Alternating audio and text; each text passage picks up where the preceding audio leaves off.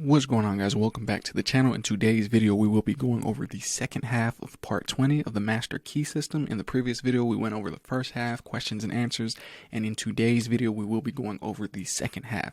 So as usual in these videos I always do questions and answers, questions in the beginning, then we do a reading, and then towards the end we will be going over the answers to those questions. So let's go ahead and get straight into it and see what we are going to learn today. So number 1, what is universal mind? Number 2, what is the cause of all lack, limitation, dis-ease, and discord? Number 3, what is inspiration? And number 4, upon what does the conditions with which we meet depend? Alright, so without further ado, we will be going ahead and getting started on the second half of part 20. So let's go ahead and get right into it. Inspiration is the art of imbibing, the art of self-realization, the art of adjusting the individual mind to that of the universal mind, the art of attaching the proper mechanism to the source of all power, the art of differentiating the formless into form, the art of becoming a channel for the flow of infinite wisdom, the art of visualizing perfection, the art of realizing the omnipresence of omnipotence. An understanding and appreciation of the fact that the infinite power is omnipresent and is therefore in the infinitely small as well as the infinitely large will enable us to absorb its essence. A further understanding of the fact that this power is spirit and therefore indivisible will enable us to appreciate its presence at all points at the same time. An understanding of these facts, first intellectually and then emotionally, will enable us to drink deeply from this ocean of infinite power. An intellectual understanding will be of no assistance. The emotions must be brought into action. Thought without feeling is cold. The required combination is thought and feeling. Inspiration is from within. The silence is necessary. The senses must be stilled. The muscles relaxed. Repose cultivated. When you have thus come into possession of a sense of poise and power, you will be ready to receive the information or inspiration or wisdom which may be necessary for the development of your purpose. Do not confuse these methods with those of the clairvoyant. They have nothing in common. Inspiration is the art of receiving and makes for all that is best in life. Your business in life is to understand and command these invisible forces instead of letting them command and rule you. Power implies service. Inspiration implies power. To understand and apply the method of inspiration is to become a Superman. We can live more abundantly every time we breathe. If we consciously breathe with that intention, the if is a very important condition in this case, as the intention governs the attention.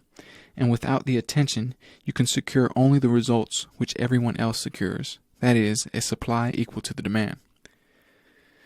In order to secure the larger supply, your demand must be increased, and as you consciously increase the demand, the supply will follow. You will find yourself coming into a larger and larger supply of life, energy, and vitality. The reason for this is not difficult to understand, but it is another of the vital mysteries of life which does not seem to be generally appreciated. If you make it your own, you will find it one of the great realities of life. We are told that in Him we live and move and have our being, and we are told that He is a spirit, and again that He is love, so that every time we breathe this life, love, and spirit. This is pranic energy, or pranic ether. We cannot exist a moment without it. It is the cosmic energy, it is the life of the solar plexus. Every time we breathe, we fill our lungs with air, and at the same time we vitalize our body with this pranic ether, which is life itself, so that we have the opportunity of making a conscious connection with all life, all intelligence, and all substance.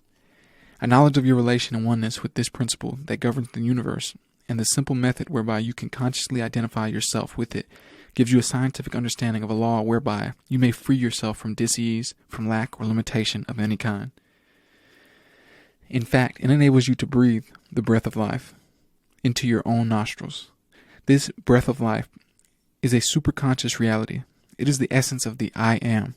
It is pure being, or universal substance, and our conscious unity with it enables us to localize it, and thus exercise the powers of this creative energy. Thought is creative vibration, and the quality of the conditions created will depend upon the quality of our thought, because we cannot express powers which we do not possess. We must be before we can do, and we can do only to the extent to which we are. And so what we do will necessarily coincide with what we are, and what we are depends upon what we think. Every time you think, you start a train of causation, which will create a condition in strict accordance with the quality of thought which originated it. Thought which is in harmony with the universal mind will result in corresponding conditions. Thought which is destructive or discordant will produce corresponding results.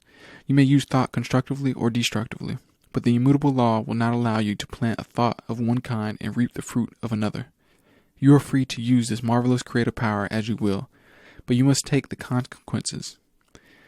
This is the danger from what is called willpower. There are those who seem to think that by force of will they can coerce this law, that they can sow seed of one kind and by willpower make it bear fruit of another. But the fundamental principle of creative power is the universal, and therefore the idea of forcing a compliance with our wishes by the power of the individual will is an inverted conception which may appear to succeed for a while but is eventually doomed to failure, because it antagonizes the very power which it is seeking to use. It is the individual attempting to coerce the universal, the finite in conflict with the infinite. Our permanent well-being will be best conserved by a conscious cooperation with the continuous forward movement of the great whole. For your exercise this week, go into the silence and concentrate on the fact that in Him we live and move and have our being. It's literally a scientifically exact. That you are because He is, that if He is omnipresent, He must be in you, that if He is all in all, you must be in Him, that He is spirit and you are made in His image and likeness, and that the only difference between His spirit and your spirit is one of degree, that a part must be the same in kind and quality as the whole. When you can realize this clearly, you will have found the secret of the creative power of thought. You have found the origin of both good and evil. You will have found the secret of the wonderful power of concentration.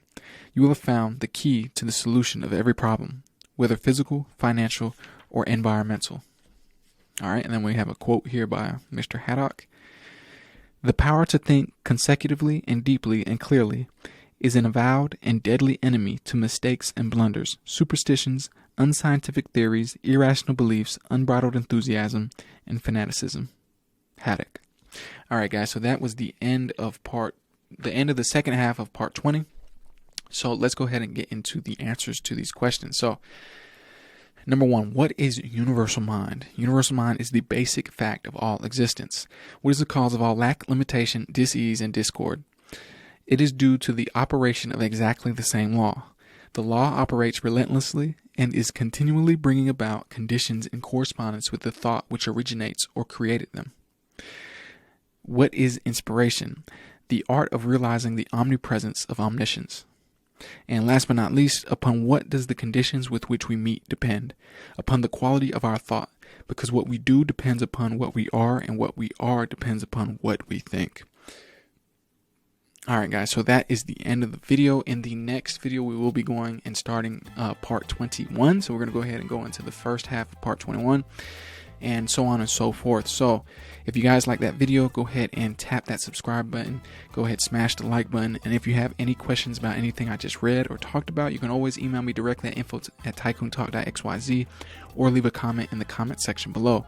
You can also let me know any topics you'd like me to cover or go more in depth about.